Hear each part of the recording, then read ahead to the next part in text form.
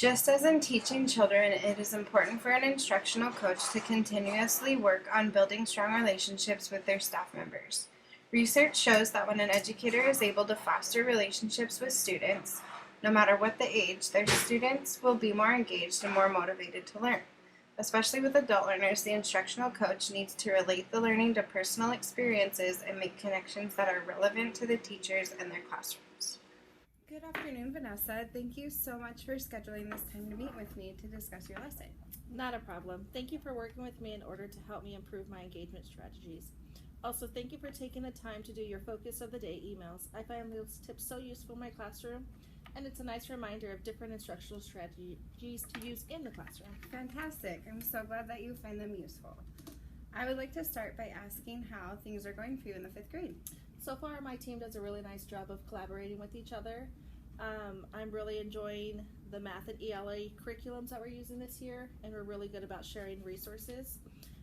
The one thing I'm struggling with is how long the ELA lessons seem to be, and they're very hard to get through. I definitely understand what you're talking about. One thing that I found to be helpful when I was teaching those lessons was to make sure that I was really reviewing the lessons beforehand, and trying to get the gist of what was being taught, while still trying to incorporate my own strategies, remembering that those are just guides and that you don't have to follow them word for word.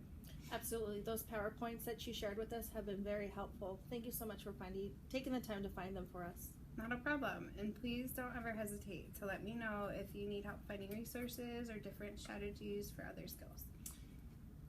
Sorry. All right, so let's get into the lesson I observed in your classroom. What are some things that you thought went well? First of all, I thought the students did a really great job at collaborating with each other throughout the lesson. I'm feeling more confident with the different Kagan structures that we've learned about in professional development for so far this year. One thing I really want to keep working on is developing the group discussion norms and making sure everyone is participating. I agree with you. I thought those Kagan structures worked really well, and they really got your kids actively involved in the lesson. I noticed that you're using a few more than just what has been demonstrated on our professional development days. Another colleague shared some information she got this summer from the Kagan conference, and I have been able to use a few of those things she learned in my classroom. Going to one of those trainings is definitely on my bucket list. I think that's a great idea, and maybe something we should look into here at Jack Barnes. One thing you asked me to focus on during your lesson was student involvement and participation. Did you know that you mostly call on students from the right side of your classroom? Oh wow, I had no idea. That makes sense though, based on where I'm standing in my classroom. Right.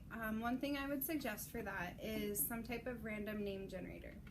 I know that you use Class Dojo a lot, so maybe look into the one incorporated into that resource.